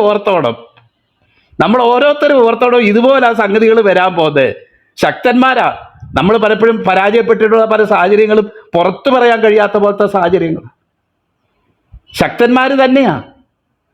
എന്നാൽ പെട്ടെന്ന് വചനത്തിൽ പറഞ്ഞേക്കുന്ന ഒരു വാക്യം അതിൻ്റെ അർത്ഥം എന്താണെന്ന് എനിക്ക് അറിയില്ല, എന്നാൽ തന്നെ ഞാൻ പറയുക. ചിലർ സ്വപ്നാവസ്ഥയിലായി ജഡത്തെ മലിനമാക്കുകയും, ജഡം നമ്മളെ ആക്രമിക്കുന്നത് ഇതുപോലെ തന്നെയാണ്, വളരെ സട്ടിലായിട്ട്, വളരെ നമ്മൾ പ്രതീക്ഷിച്ചിരിക്കാത്ത നാഴികയും അവൻ ചാടി വീഴും, നമ്മളെ ജഡീയമായിട്ടുള്ള ഇതിലേക്ക് നമ്മളെ പിടിച്ച് താഴ്ത്തിക്കളയും, നീരാളി താഴ്ത്തിക്കളയുന്ന പോലെ, ഒരു ഒച്ച വെക്കാൻ പോലും അവസരം കിട്ടാത്ത പോലെ നമ്മളെ ചില അനുഭവങ്ങളിലേക്ക് താഴ്ത്തിക്കളയുന്ന ചില അനുഭവങ്ങളാണ്. പ്രിയപ്പെട്ടവരെ, നോക്കിയാട്ടെ, അവന് ഇതുപോലൊരു സാഹചര്യത്തിൽ പെട്ടെന്ന് അൺപ്രിപ്പയർഡ് ആയിട്ടിരുന്ന് തീയും കാഞ്ഞുകൊണ്ടിരിക്കുക, കർത്താവിൻ്റെ അവസാനം കാണാൻ. അല്ലേലും എൻ്റെ കർത്താവിന് ഇങ്ങനെയൊക്കെ പറ്റിയല്ലോ, എൻ്റെ ഇതൊക്കെ ആലോചിച്ച് വിഷമിച്ചുകൊണ്ടിരിക്കുകയും ഭയന്നിരിക്കുകയും ചെയ്യുന്ന ഈ സാഹചര്യത്തിൽ ഒരു ചോദ്യം നേരത്തെ പറഞ്ഞ പോലെ, പാസ്റ്റർ പറഞ്ഞ പോലെ വെറും ഒരു ചോദ്യമായിരുന്നു. ഇത്രയും അത് കയ്യും കാലും ഇട്ടടിക്കേണ്ട കാര്യമില്ലായിരുന്നു. എന്നാൽ പത്രോസിലെ ഒരുപക്ഷെ ആ ചോദ്യത്തിന് ഉത്തരം എന്നുള്ളതല്ല, ഈ ചോദ്യത്തിന് ഉത്തരം പറഞ്ഞാൽ ഒരുപക്ഷെ തനിക്ക് പോലും സംഭവിക്കാവുന്ന പരിണിത ഫലങ്ങളെക്കുറിച്ച് ആലോചിച്ചിട്ടാണ് പറയുന്നത്. അയ്യോ, അദ്ദേഹത്തെ ഞാൻ അറിയത്തില്ല എന്ന് പറയേണ്ടി വരുന്ന സാഹചര്യം. പറഞ്ഞാൽ നാട്ടുകാർ വിശ്വസിക്കുമോ എന്ന് പോലും ആലോചിക്കുന്നില്ല. ഈ പറഞ്ഞ 10-40 വർഷം അവിടെ ഇവിടെയും കിടന്ന് വായിട്ടലച്ച് വചനവും പഠിപ്പിച്ച് നടന്ന ഒരുത്തനായ ഞാനൊരു ദിവസം പറയുക, എനിക്ക് യേശുവിനെ അറിയത്തില്ല എന്ന് പറഞ്ഞാൽ ഈ പൊതുജനം എന്നാ ചെയ്യും? യേശുവിൻ്റെ ആളാന്ന് പറഞ്ഞാൽ ഒരുപക്ഷെ ഒന്നും ചെയ്യില്ല, യേശുവിനെ അറിയത്തില്ല എന്ന് പറഞ്ഞാൽ ഒരുപക്ഷെ എന്നെ കൈവെക്കും. കാരണം അറിയപ്പെടുന്നത് ആരായിട്ടാണ്. രാവിലെ എഴുന്നേറ്റ് ഇപ്പം ഞാനിവിടെ ഇരുന്നുകൊണ്ട് ഈ പ്രസംഗിക്കുന്നത് എൻ്റെ തൊട്ടുള്ള ഉള്ള അടുത്തടുത്ത് വീടുകളുള്ള ഒരു സ്ഥലമാണ്, അവിടെയൊക്കെ കേൾക്കാം. ഞാൻ ഈ ഇടയ്ക്ക് മലപ്പുറത്ത് പോയിട്ട് നമ്മുടെ ഒരു സഹോദരൻ്റെ വീട്ടിൽ അപ്സ്റ്റെയറിൽ കയറിയിരുന്ന് അവിടെ ഇരുന്ന് നമ്മുടെ ഈ രാവിലത്തെ പ്രസംഗം പ്രസംഗിച്ച്. അപ്പം അവിടെ വലിയ RSSകാരുടെ പ്രശ്നവും ഒക്കെ ഉള്ളൊരു സ്ഥലമാണ്. ആ സഹോദരനെ അടക്കം കുടുംബത്തെ 2 വട്ടം വീട്ടിൽ കയറി അവിടെ പ്രാർത്ഥന നടത്തിയതിന് ഒരു ബാങ്ക് മാനേജറും ഡോക്ടറുമാണ്. എന്നാൽ അദ്ദേഹത്തെ അടിച്ചിട്ടുള്ള ഒരു സ്ഥലമാണ്. എന്നാൽ ഞാൻ പ്രസംഗിച്ചിട്ട് ഇറങ്ങി വന്നപ്പോൾ പറയുക, പാസ്റ്ററെ ഒരു പരസ്യയോഗം നടത്തിയതിനേക്കാളും കൂടുതൽ ദൂരത്തേക്ക് പാസ്റ്ററുടെ ശബ്ദം കേട്ടപ്പോൾ ഞാനൊന്ന് നടുങ്ങിപ്പോയി. കാരണം എൻ്റെ വിചാരം ഇവിടെ മാത്രമേ കേൾക്കുന്നുള്ളൂ, എന്നാൽ ഇത് ഒത്തിരി ദൂരെ കേൾക്കുന്നുണ്ട്. കാരണം ഇത് ഇത്രയും നിങ്ങൾക്ക് തന്നെ അറിയാമല്ലോ, ശബ്ദം ഇച്ചിരി കൂടുതലാണ്. കാരണം തൊണ്ടയ്ക്കൊരു ഇൻബിൽറ്റ് മൈക്കുണ്ട്, അതിലൂടെ ഈ പറയണേ. അപ്പം ഒന്ന് ആലോചിച്ച് നോക്കിക്കേ, പെട്ടെന്ന് ഭയം കയറി പിടിക്കുന്ന ഓരോരോ സാഹചര്യങ്ങൾ പറയും. പെട്ടെന്ന് നമ്മൾ അങ്ങനല്ല, ഞാൻ അങ്ങനല്ല, ഞാൻ ആ കൂട്ടത്തിൽപ്പെട്ടവനല്ല. പെട്ടെന്ന് കർത്താവിനോട് ദൈവമക്കളോട് ഐഡൻറ്റിഫൈ ചെയ്യാനായിട്ട് ഈ ലോകം ഐഡൻറ്റിഫൈ ചെയ്യാതിരിക്കാനായിട്ട് ഈ ലോകം നമ്മുടെ മേലൊരു സമ്മർദ്ദം ചെലുത്തുന്നുണ്ട്. നമ്മൾ കർത്താവിനോട് ഐഡൻറ്റിഫൈ ചെയ്യരുത്, ദൈവത്തിൻ്റെ മക്കളോട് ഐഡൻറ്റിഫൈ ചെയ്യരുത്. ഇപ്പം നമുക്കറിയാമല്ലോ, നമ്മൾ കടന്നു പോകുന്ന വഴിക്ക് ഒരാൾ നിന്ന് പരസ്യവും നടത്തുന്നു. നമ്മളിപ്പം അവിടെ നിൽക്കുമ്പം സത്യം പറഞ്ഞാൽ ഇപ്പം നമ്മുടെ കൂട്ടത്തിലോ അല്ലെങ്കിൽ നമ്മുടെ ആശയപ്രകാരമുള്ള ഒരു വ്യക്തി തന്നെ ആയിരിക്കുകയല്ല. ഒരു പക്ഷേ നമുക്കത് ചേരാതിരിക്കാനുള്ള ടെൻഡൻസിയാണ് കൂടുതലായിട്ട് വരുന്നത്. പുള്ളി അവിടെ നിന്നുകൊണ്ട് പറഞ്ഞോട്ടെ എന്നൊരു നിലയിലേക്ക്. കാരണം പലപ്പോഴും നമ്മുടെ പ്രായോഗിക ഇതിനോട് ഐഡൻറ്റിഫൈ ചെയ്ത് കൂട്ടത്തിൽപ്പെട്ട ആളല്ല ഞാൻ.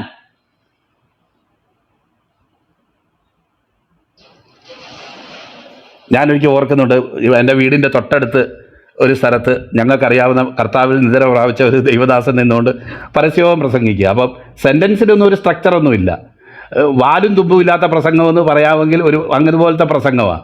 എന്താ പുള്ളി പറയുന്നതെന്നുള്ളത് ഗ്രാമറില്ല, ഇതില്ല, ഒന്നും ഇല്ലാതെ പറഞ്ഞുകൊണ്ടിരിക്കുക. അപ്പം ഞാൻ അതിലൂടെ പോയപ്പോൾ കാറിൽ അങ്ങോട്ട് പാസ് ചെയ്തപ്പോൾ പെട്ടെന്ന് താണ്ട് വർക്കിച്ചായ നിൽക്കുന്നെന്നും പറഞ്ഞ് പെട്ടെന്ന് ഞാൻ നോക്കി. എന്നാലും എൻ്റെ വീടടുത്തായതുകൊണ്ട് ഞാൻ എന്ത് ചെയ്ത്, കാറ് കൊണ്ടുവന്ന് വീട്ടിൽ വെച്ചതിന് ശേഷം പിന്നെ വർക്കിച്ചായൻ്റെ അടുത്ത് വരാമെന്ന് വിചാരിച്ചപ്പോൾ വർക്കിച്ചായൻ എന്ത് ചെയ്ത്, അതൊന്നുമല്ല, ഈ ആൾക്കാർ നോക്കി നിൽക്കെ തന്നെ അദ്ദേഹത്തിൻ്റെ പെട്ടിയും പ്രമാണവും അദ്ദേഹത്തിൻ്റെ മൈക്ക് സെറ്റും എല്ലാം എടുത്തുകൊണ്ട് എൻ്റെ വീട്ടിൽ ഹാജരായപ്പോൾ മനസ്സിലായി, ഇത് വർക്കിച്ചായൻ്റെ ആൾ തന്നെയാണ്, വേറെ ആരുമല്ല എന്ന് പറഞ്ഞതുപോലെ ഓരോ സാഹചര്യങ്ങൾ പറയാൻ ഞാൻ ആഗ്രഹിക്കുക. ഞാൻ ഈ കൂട്ടത്തിൽപ്പെട്ടവനല്ല പ്രിയപ്പെട്ടവരെ. ഞാൻ ഈ കൂട്ടത്തിൽപ്പെട്ടവരല്ല എന്ന് പറഞ്ഞതുകൊണ്ട് നമ്മൾ ഈ കൂട്ടത്തിൽ പെടാത്തവനാകുമോ? ഞാൻ സാധാരണഗതിയിൽ ഇപ്പോഴും ഒരു ബനിയൻ ഇട്ടുകൊണ്ടാണ് പ്രസംഗിക്കുന്നത്, ഒരു കറുത്ത ബനിയൻ ഇട്ടുകൊണ്ടാണ് ഞാൻ ഈ പ്രസംഗിക്കുന്നത്. ഞാൻ ഈ കറുത്ത ബനിയനും ക്ലീൻ ഷേവും കണ്ണാടിയും ഒക്കെ വെച്ച് ഇങ്ങനെ നടക്കുമ്പോൾ പല സമയത്ത് ഞാൻ വിചാരിച്ചിട്ടുണ്ട്, എന്നെ ആരും അറിയത്തില്ല. കാരണം വേഷത്തിലൂടെ എന്നെ മനസ്സിലാക്കാൻ കഴിയാത്ത നിലയിൽ ഞാൻ പല സാഹചര്യത്തിലും ആയിത്തീർന്നിട്ടുണ്ട്. എന്നാൽ അവിടെ ചില മനുഷ്യർ പറഞ്ഞിട്ടുണ്ട്, നിങ്ങളൊരു ഉപദേശിയല്ലേ, നിങ്ങളൊരു പാസ്റ്ററല്ലേ. ഞാൻ അന്തം വിട്ടു, നിങ്ങൾക്ക് എങ്ങനെ മനസ്സിലായി ഞാനൊരു പാസ്റ്ററാന്ന്? നിങ്ങളുടെ മുഖത്ത് എഴുതി വെച്ചിട്ടുണ്ടല്ലോ നിങ്ങളൊരു പാസ്റ്ററാന്ന്. ഞാൻ ഈ മുഖത്തെ എഴുത്ത് ഇവർക്ക് എങ്ങനെ വായിക്കുക? എൻ്റെ മുഖത്ത് എന്നെ എഴുതി വെച്ചേക്കുന്നത് നിന്നും അത്ഭുതപ്പെട്ടുകൊണ്ടിരിക്കുക. നമ്മൾ കൂട്ടത്തിലുള്ളവരല്ല എന്ന് പറഞ്ഞതുകൊണ്ടൊന്നും കൂട്ടത്തിലുള്ളവരല്ലാതെ ആകുന്നില്ല, അത് നമ്മൾ വിചാരിക്കണം. ഞാൻ 1-2 രസകരമായിട്ടുള്ള അനുഭവങ്ങൾ എനിക്കുണ്ടായിട്ടുണ്ട്. എനിക്കും ബിജോ പാസ്റ്റർക്കും അറിയാവുന്ന പോലെ ഇന്ന് അമേരിക്കയിലായിരിക്കുന്ന ഒരു സഹോദരൻ ഇവിടെ പഠിച്ചുകൊണ്ടിരിക്കുന്ന കാലമാണ്. അപ്പോൾ അവരുടെ ഹോസ്റ്റലിൽ വെച്ച് നല്ലൊരു ബൈബിൾ സ്റ്റഡി ഉണ്ടായിരുന്നു. ഒരു 10-20 പിള്ളേർ അവിടുന്ന് രക്ഷിക്കപ്പെട്ട് സ്നാനപ്പെടാനൊക്കെ ഇടയായി തീർന്ന ഒരു സാഹചര്യമാണ്. അപ്പം ഞാനും ബിജോ ബ്രദറും ഒക്കെ എല്ലാ ആഴ്ചയിലും കടന്നു പോകും, വചനം പഠിപ്പിക്കും. ഒരു 3 വർഷത്തോളം ആ വചനം അവരെ പഠിപ്പിച്ചു. പല കുഞ്ഞുങ്ങളും രക്ഷിക്കപ്പെടാനും സ്നാനപ്പെടാനും ഇടയായിട്ട് തീർന്നു. അവരിന്ന് ലോകത്തിൻ്റെ പല ഭാഗത്ത് ഉണ്ട് എന്നുള്ളത് ഞങ്ങൾക്ക് ചാരിതാർത്ഥ്യം, ക്രിസ്തുവിൽ ഞങ്ങൾക്ക് ചാരിതാർത്ഥ്യം നൽകുന്നതായിട്ടുള്ള ഒരു കാര്യം തന്നെയാണ്. അപ്പം ഒരിക്കൽ നമുക്കറിയാമല്ലോ, നമ്മുടെ ഈ കടലുണ്ടിപ്പാലം ഒടിഞ്ഞു വീണ ഒരു സാഹചര്യമാണ്. അത് നിങ്ങൾ ഓർക്കുന്നുണ്ടായിരിക്കും. മദ്രാസ് മെയിൽ കയറിയപ്പോൾ കടലുണ്ടിപ്പാലം ഒടിഞ്ഞു വീണ് ആൾക്കാർ മരിച്ചൊക്കെ ഒരു സംഭവം. അങ്ങനെ അതിനുശേഷം ഈ ട്രെയിൻ അക്കരെയും ഇക്കരെയും വന്ന് നിന്നിട്ട് അങ്ങോട്ടും ഇങ്ങോട്ടും ആൾക്കാരിങ്ങനെ പാസ് ചെയ്ത് പോകുക, അങ്ങനത്തെ എന്തോ ഒരു പരിപാടി ഉള്ള ഒരു സമയത്ത് നടക്കുക. ഒരാൾ എന്നോട് വന്ന് ചോദിച്ചു, അല്ല പാസ്റ്റർ, ഒരു പയ്യനെ ഞാൻ പിന്നെ ട്രെയിനിൽ കണ്ട്, പാസ്റ്റർ പറയുന്ന പോലെ തന്നെ പറയുന്നു, അവൻ കൈയെടുക്കുന്നതും അവൻ്റെ മുഖഭാവവും ഒക്കെ പാസ്റ്ററുടെ അതുപോലെ തന്നെ, ഇതെങ്ങനെ പറ്റി പാസ്റ്റർ എന്ന് ചോദിച്ചു. അപ്പം ഞാൻ അന്വേഷിച്ച് വന്നപ്പോൾ നമ്മുടെ ഈ ഗ്രൂപ്പിലുള്ള പ്രധാന സഹോദരനാ, അവൻ്റെ ആക്ഷനും പരിപാടിയും ഒക്കെ ആൾക്കാർ നോക്കുമ്പോൾ എന്നെ പരിചയമുള്ളവർ ഞങ്ങളുടെ നമ്മുടെ ദിനേശ് ബാബു ബ്രദറിനെ പറ്റി ഇടയ്ക്കിടയ്ക്ക് അവരുടെ പാസ്റ്റർ പറയാറുണ്ട്, പാസ്റ്റർ ഇങ്ങോട്ട് വന്നില്ലേലും കുഴപ്പമില്ല, നിങ്ങളുടെ ഒരു പ്രതിനിധി ഇവിടെ ഉണ്ടല്ലോ, പ്രതിനിധിയായിട്ട് ഒരാളുണ്ടല്ലോ, പുള്ളി മതി, പാസ്റ്റർ വരണ്ട, പാസ്റ്റർ പറയേണ്ടതെല്ലാം പുള്ളി പറയുന്നുണ്ടെന്ന് എന്നോട് ഇടയ്ക്ക് അദ്ദേഹത്തിൻ്റെ സഭയിലെ പാസ്റ്റർ എന്നോട് ഇടയ്ക്ക് കാണുമ്പോൾ പറയാറുണ്ടെന്ന് പറഞ്ഞതുപോലെ, അത് നമ്മൾ പരസ്പരമുള്ള നമ്മുടെ ഐക്യതയിൽ നമ്മൾ ഒരുപക്ഷെ അവരുടെയൊക്കെ ജീവിതത്തിന് ചില മാനറിസംസും പറച്ചിലും ഒക്കെ ഞാനും അനുകരിക്കുന്നുണ്ടാകാം അറിയാതെ, ആ കൂട്ടായ്മയുടെ ബന്ധം. അതുപോലെ തന്നെ യേശുവിനോട് കൂടി ആയിരിക്കുന്ന ചില വ്യക്തികളെ കാണുമ്പോൾ പ്രിയപ്പെട്ടവരെ, നമ്മൾ എത്രയൊക്കെ നിഷേധിച്ചാലും വാക്കും ഭാഷണവും ഇല്ലാതെ നമ്മൾ പല സാഹചര്യങ്ങളിലും ഒരു ക്രിസ്തുവിൻ്റെ ശിഷ്യനാണ്. ഇവിടെ പറയാ ഗലീലക്കാരനല്ലയോ നിന്റെ ആക്സന്റ്, കാരണം നല്ല പ്യുവർ ഹീബ്രു സംസാരിക്കുന്ന, അരാമൈക് സംസാരിക്കുന്ന വ്യക്തികളാണ് ഈ യെരുശലേമിലുള്ളവർ എന്ന് നമുക്കറിയാം. എന്നാൽ ഒരു സ്ലാങ് ഉള്ള ഒരു ഭാഷയാണ് ഈ ഗലീലയിലുള്ളവർ സംസാരിച്ചുകൊണ്ടിരുന്നത്. അവർ ഒരു പക്ഷേ അത്ര എഡ്യൂക്കേറ്റഡ് അല്ലായിരുന്നു, സാധാരണക്കാരായിരുന്നു. അവർക്ക് അവരുടെ ഭാഷ കേട്ടാൽ അറിയാം അവൻ ഗലീലക്കാരനാണെന്ന്. നമ്മൾ അല്ല എന്ന് പറയും, അല്ല എന്ന് പറയും തോറും കൂടുതൽ ആണ് എന്ന് സ്ഥാപിക്കപ്പെടുന്ന ഒരു സാഹചര്യം ഞാൻ അവിടെ പറയാനായിട്ട് ഞാൻ ആഗ്രഹിക്കുക. നോക്കുക, സമയം പോയല്ലോ. ഈ നിലയിലൊക്കെ മാത്രമല്ല നമുക്ക് മനസ്സിലാക്കാൻ കഴിയും, രണ്ട് നിലയിലുള്ള റിപ്പൻറ്റൻസ് ഉണ്ട്. ഒന്ന്, പത്രോസ് കർത്താവ് നോക്കി കൈപ്പോടെ കരഞ്ഞു. ആൾക്കാരെന്നെക്കുറിച്ച് എന്ത് വിചാരിച്ചു കാണും, ഞാനൊരു പൊട്ടനെ പോലെ നിഷേധിച്ചല്ലോ, ഇതാണോ ശരിക്കുള്ള മാനസാന്തരം? നമുക്കറിയാം ദൈവസന്നിധി, ദൈവത്തോട് ഉള്ള ബന്ധത്തിൽ എന്ത് ഞാൻ ചെയ്തു, എവിടെ ഞാൻ വീണുപോയി എന്നുള്ളതാ യഥാർത്ഥ തിരിച്ചറിവും മാനസാന്തരവും എന്ന് പറയുന്നത്. അല്ലാതെ എൻ്റെ ഇമേജ് ഇച്ചിരി പോയല്ലോ, ഞാൻ ഇത്ര വലിയ ലീഡറായിട്ട് നിന്ന ആളല്ലേ, ഞാനിനി അങ്ങനെ ചെയ്തത് എന്തായിപ്പോയി, പൊട്ടത്തരമായി പോയല്ലോ ചെയ്തത് എന്ന് ഓർത്ത് കരയുന്നതല്ല. ഞാൻ എപ്പോഴും ഓർക്കും എന്തൊരു വലിയൊരു രക്ഷയായിരുന്നു കർത്താവ് അവിടെ ഒരുക്കിയത് അവർക്ക് വേണ്ടി എന്നുള്ളത്. കാരണം വേറെ ഒരു നിലയിലാണെങ്കിൽ പിന്നെ നമ്മൾ പറഞ്ഞല്ലോ, ഈ പറഞ്ഞതിൻ്റെ പശ്ചാത്തലത്തിൽ രണ്ടാമത് മീൻ പിടിക്കാൻ പോയത്. കാരണം ഇങ്ങനെ കർത്താവിനെ നിഷേധിച്ചവനായ എനിക്ക് അവൻ്റെ സുവിശേഷം പ്രസംഗിക്കാനുള്ള യോഗ്യതയില്ല, വേണമെങ്കിൽ അദ്ദേഹം വേറെ ആരെങ്കിലും തിരഞ്ഞെടുത്തോട്ടെ, കാരണം ഇതുപോലെ പച്ചയ്ക്ക് കർത്താവിനെ അറിയുന്നില്ലെന്നും പ്രാകാനും ഇതേ ക്രൗഡിൻ്റെ മുന്നിൽ ഇടയായ എനിക്ക് ഒരിക്കൽ ഞാൻ കർത്താവിനെ ഏറ്റു പറഞ്ഞുകൊണ്ട് നടന്നു. അതിനുശേഷം കർത്താവിനെ ഞാൻ തള്ളിപ്പറഞ്ഞു. ഇനി ഇവരുടെ മുന്നിൽ വെച്ച് തന്നെ ഇവരെ കർത്താവിനെ ഏറ്റു പറയാൻ പറ്റുമോ? ഞാൻ മീൻ പിടിക്കാൻ പോവാ, കർത്താവ് വേറെ ആരെങ്കിലും വെച്ചോട്ടെ, യോഹന്നാനെ വെച്ചോട്ടെ, അല്ലെങ്കിൽ ആരെങ്കിലും വെച്ചോട്ടെ എന്നൊരു പക്ഷേ അത് തന്നെ ആയിരിക്കും അവർ മടങ്ങിപ്പോയതിൻ്റെ ഒരു കാര്യം. അല്ലാതെ കർത്താവ് ഉയർത്തെഴുന്നേറ്റു എന്ന് വിശ്വസിക്കാത്തത് കൊണ്ടല്ല എന്നുള്ളത് നമ്മൾ ഓൾറെഡി ചിന്തിച്ച കാര്യമാണല്ലോ. ഒന്ന് ആലോചിച്ച് നോക്കിയേ. എന്നാൽ ദൈവകരങ്ങളിൽ ഉപയോഗിക്കപ്പെടാൻ നമ്മൾ അതുപോലുള്ളൊരു സെൽഫ് ഉണ്ടെങ്കിൽ നമുക്കൊരിക്കലും കഴിയത്തില്ല. പത്രോസിന് ആ ചമ്മലില്ല. അത് നമുക്ക് വചനത്തിൽ നിന്ന് വ്യക്തമായിട്ട് അറിയാൻ കഴിയുന്ന കാര്യമാണ്. പലപ്പോഴും കർത്താവ് ശാസിച്ചു, പാറയാണ്, ശ്രേഷ്ഠനായ ശിഷ്യനാണ് എന്നൊക്കെ ഉള്ളത് ആ പൂമാല സ്വീകരിച്ചപ്പോഴും സാത്താനെ എന്നുള്ള വിളി കേട്ടിട്ടും ചമ്മലില്ലാതെ പുറകെ പോയ വ്യക്തി തന്നെയാണ്.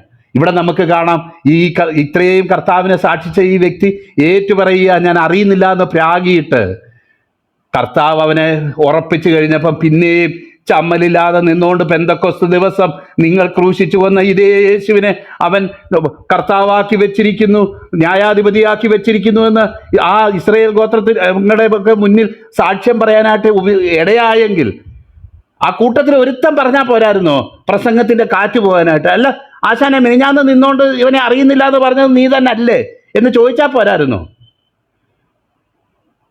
പ്രിയപ്പെട്ടവരെ, അത്രയും സെൽഫുള്ള ആൾക്കാർ. കാരണം ക്രിസ്തീയ ജീവിതത്തിൽ കർത്താവിനോടുകൂടെ നടക്കുകയാണെങ്കിൽ നമ്മുടെ ജീവിതത്തിൽ നമ്മളുടെ സ്വഭാവവും പരാജയങ്ങളും വെളിപ്പെടുക തന്നെ ചെയ്യും.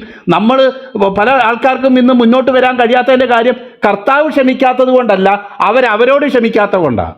അല്ലെങ്കിൽ അവരുടെ ദൃഷ്ടിയിൽ കർത്താവിനേക്കാളും വലിയൊരാളാണ് അവരൊരു തെറ്റ് ചെയ്തു പോയി, അവരുടെ ജീവിതത്തിൽ വീഴ്ചകൾ സംഭവിക്കാം. അത് കർത്താവ് എന്നോട് ക്ഷമിച്ചു, അതുകൊണ്ട് ആൾക്കാർ എന്നെക്കുറിച്ച് എന്ത് വിചാരിച്ചാലും കുഴപ്പമില്ല, എനിക്ക് ആ ചമ്മലിൻ്റെ ആവശ്യമില്ല എന്ന് ചിന്തിക്കാൻ അവർക്ക് കഴിയുന്നില്ല. കർത്താവ് ക്ഷമിച്ചെങ്കിലും ഇന്ന് അവർക്ക് അവരോട് അവരുടെ ചില മുൻകാല അനുഭവങ്ങളോട് താതാത്മ്യം പ്രാപിക്കാൻ കഴിയാത്തത് കൊണ്ട് അവരിന്ന് ആമ പോലെ ഇത് പിന്മാറി നിൽക്കുക. ഒരു ദൈവഭക്തൻ പ്രസംഗിക്കുമ്പോൾ അവിടെ ഒരു കാര്യം പറഞ്ഞത് ഞാൻ പ്രത്യേകം ശ്രദ്ധിച്ചു. കാരണം 3 പ്രാവശ്യം ഞാൻ നിന്നെ തള്ളിപ്പറയുകയില്ല ഇവരൊക്കെ തള്ളിപ്പറഞ്ഞാലും ഞാൻ തള്ളിപ്പറയുകയില്ല എന്ന് നേരത്തെ പ്രശംസിച്ച് 3 പ്രാവശ്യം. ഗെത്സമനായിൽ ഉറങ്ങുന്ന സമയത്ത് ഉണർന്നിരുന്ന് പ്രാർത്ഥിപ്പിന്ന് 3 പ്രാവശ്യം പിന്നെയും കർത്താവ് പറഞ്ഞു. എന്നിട്ട് 3 പ്രാവശ്യം തള്ളിപ്പറഞ്ഞു. എന്നിട്ട് നമ്മൾ യോഹന്നാന്റെ സുവിശേഷത്തിൽ വായിക്കുന്ന പിന്നെയും 3 പ്രാവശ്യം അവനെ ഉറപ്പിച്ച്, നീ എൻ്റെ ആടുകളെ മേയിക്ക, നീ ഇവയേക്കാൾ അധികമായി എന്നെ സ്നേഹിക്കുന്നു എന്ന് പറഞ്ഞതൊരു കോയിൻസിഡൻസ് ആയിട്ട് മാത്രം പറയുക, അല്ലാതെ അവിടെ പ്രത്യേകിച്ച് ഒന്ന് എടുത്തു പറയാനായിട്ട് ഞാൻ ആഗ്രഹിക്കുകയല്ല. നോക്കിയാട്ടെ, എന്തൊരു വലിയ റെസ്റ്റോറേഷനാണ് അവിടെ സംഭവിച്ചത് എന്ന് നമുക്കറിയാം. യേശുവിൻ്റെ സ്ഥാനത്ത് നമ്മളാണെങ്കിൽ എന്നാ ചെയ്യും? ഇതുപോലെ തള്ളിപ്പറഞ്ഞ ഒരുത്തൻ നമ്മുടെ കൂട്ടത്തിലുണ്ടെങ്കിൽ പിന്നെ അവനെ മേൽ കല്ല് ധൂളിപ്പിക്കുന്ന ഏതാണ്ടൊരു വാക്യം പറയുന്ന പോലെ ആയിരിക്കും അവൻ്റെ അവസ്ഥ. അവനെ നമ്മൾ താറുമാറാക്കി വിട്ടുകളെ. ഇന്ന് ഈ റെസ്റ്റോറേഷൻ എന്ന് പറയുന്നത് പലപ്പോഴും ആത്മീയ ഗോളത്തിൽ നടക്കാത്ത ഒരു കാര്യമാണ്. കാരണം ഒരാളൊരു തെറ്റ് കണ്ടുപിടിക്കും, ഒരുപക്ഷെ ആ വ്യക്തിക്ക് അതിൻ്റെ കോണ്ടെക്സ്റ്റ് അറിയാമായിരിക്കും, എന്നാൽ അകാല മരണങ്ങൾ സംഭവിച്ചിട്ടുള്ള എത്രയോ ആത്മീയ നേതൃത്വത്തിലേക്ക് പോലും വരേണ്ട അനേക വ്യക്തികളുള്ള ഒരു കൂട്ടത്തിലാണ് നമ്മൾ ജീവിക്കുന്നത്. കാരണം ഒരുത്തനെ പലപ്പോഴും അവൻ്റെ സാക്ഷ്യമോ അവൻ പറയുന്ന ചില യാഥാർത്ഥ്യത്തോട് ബന്ധമില്ലാത്ത കാര്യങ്ങളോ വെച്ച് അവനെ അങ്ങ് പൊക്കിക്കൊണ്ട് നടക്കും. ചില സമയത്ത് പൊക്കിക്കൊണ്ട് നടക്കും. ഇത്രയും പൊക്കിയ അവനെ ഒറ്റയടിക്ക് എടുത്ത് താഴെ ഇടുകയും ചെയ്യും. അത് ഞാൻ ഒത്തിരി സ്ഥലത്ത് കണ്ടിട്ടുണ്ട്. ആത്മീയ നേതാക്കന്മാർക്ക് പറ്റുന്ന വലിയൊരു പരാജയമാണ്. പൊക്കിക്കൊണ്ടുപോകും. പിന്നെ അവനെ താഴെ ഇടുമ്പം എല്ലാവരും കൂടെ ചേർന്ന് താഴെ ഇട്ട് അവനെ കല്ലെറിഞ്ഞ് അവനെ മേൽ കൽക്കുന്നാക്കി മാറ്റി എന്ന സാഹചര്യം എത്രയോ അതുപോലെ തകർന്നു പോയിട്ടുള്ളവരെ ഓർക്കണം. പ്രിയപ്പെട്ടവരെ, ഇതുപോലെ തള്ളിപ്പറഞ്ഞ ഒരുത്തൻ മാനസാന്തരപ്പെടാൻ തയ്യാറായപ്പം, യഥാർത്ഥമായിട്ട് ദൈവത്തെങ്കിലേക്ക് തിരിഞ്ഞപ്പം, അതേ വ്യക്തിയെ ഉപയോഗിച്ച് കർത്താവ് തൻ്റെ സഭയോട് 3000 പേരെ ചേർക്കാനായിട്ട് കർത്താവ് ഉപയോഗിച്ചെങ്കിൽ, ചിലർ യൂദായെ പോലുള്ളവരുണ്ട്. എന്നാൽ എത്ര വട്ടം ഒരുത്തൻ മാനസാന്തരപ്പെടുന്നെന്ന് പറഞ്ഞാലും അവനെ മാനസാന്തരപ്പെട്ടെങ്കിൽ അവനെ കൈക്കൊള്ളാനും റെസ്റ്റോർ ചെയ്യാനും ഒക്കെ നമ്മൾ ബാധ്യസ്ഥരാണ്. കർത്താവ് ഇവിടെ ആ വലിയൊരു അത്ഭുതം, എനിക്കത് മാർവലസ് റെസ്റ്റോറേഷൻ എന്ന് എനിക്ക് അതിനെപ്പറ്റി പറയാനായിട്ട് ഞാൻ ആഗ്രഹം. എൻ്റെ നോട്ട്സിൽ ഞാൻ എഴുതി വെച്ചേക്കുന്നതും അത് തന്നെയാണ്. നോക്കിയാട്ടെ, ഇതൊക്കെയാണ് അവസ്ഥയെങ്കിൽ അതാണ് ഞാൻ ആദ്യം പറഞ്ഞു തുടങ്ങിയത്. ഈ പൊളിറ്റിക്സിനൊക്കെ ആര് നിൽക്കും? ഇതാണ് സാഹചര്യമെങ്കിൽ പ്രസിഡന്റ്, സെക്രട്ടറി, നമുക്കറിയാമല്ലോ ചില വലിയ വലിയ സംഘടനകൾ, സുവിശേഷ സഭകൾ, സംഘടനകളുടെയൊക്കെ ഇതൊക്കെ വലിയ വാർത്തയായിക്കൊണ്ടിരിക്കുന്ന കാലമാണല്ലോ. പ്രസിഡന്റിന്റെ പോസ്റ്റ് ഇപ്പോൾ ഒഴിഞ്ഞു കിടക്കുന്നു, സെക്രട്ടറിയുടെ പോസ്റ്റ് ഒഴിഞ്ഞു കിടക്കുന്നു. ആർക്കും ആകണ്ട. കാരണം അതുപോലെ അന്ധകാരം നിബിഡമായിട്ടുള്ള ഒരു അവസ്ഥയിലൂടെ അവർ കടന്നു പോകുക. പ്രിയപ്പെട്ടവരെ, എല്ലാം അനുകൂലമായിരിക്കുമ്പം, എല്ലാം അവരവരുടെ സെൽഫ് സാറ്റിസ്ഫൈയിങ് ആയിട്ട് തീരും എന്ന് വിചാരിക്കുന്ന സമയത്ത് പലരും ഇതിനു വേണ്ടി നിൽക്കും. അല്ലാത്ത ഇതാ ക്രൂശിൻ്റെ അന്ധകാരത്തിൻ്റെ അനുഭവത്തിലൂടെ കടന്നു പോകുന്നു. ഇപ്പോഴാണ് ഒരു പ്രസിഡന്റിനെയും സെക്രട്ടറിയും ഒക്കെ ആവശ്യമുള്ളത്. ആരെങ്കിലും ഉണ്ടോ? പ്രിയപ്പെട്ടവരെ, ആത്മീയ നേതൃത്വത്തിൻ്റെ ലൈം ലൈറ്റിൽ നിൽക്കുന്ന അനുഭവങ്ങൾ മാത്രമാണ് ചിലർ കാണുന്നത്. ആ ക്രൂശ് എടുക്കുന്ന അനുഭവം പലരും കാണുന്നില്ല. അത് കണ്ട് കർത്താവിനെ മഹത്വപ്പെടുത്തിക്കൊണ്ട് മുന്നോട്ട് പോകാനായിട്ട് ദൈവത്തിൻ്റെ പരിശുദ്ധാത്മാവ് നമ്മെ സഹായിക്കും.